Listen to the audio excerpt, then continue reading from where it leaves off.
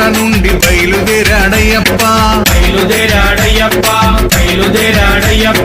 పావన పంపా నది చేరినాడు అయ్యప్ప పంపా గణపతిని పలకరించాడయ్యప్ప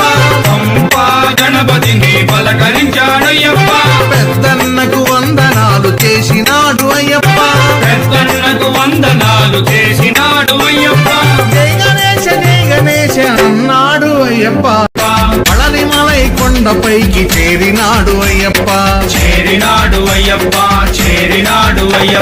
సుబ్రహ్మణ్య స్వామిని పలకరించాడయ్యప్ప చిన్నన్నకి వందనాలు చేసినాడు అయ్యప్ప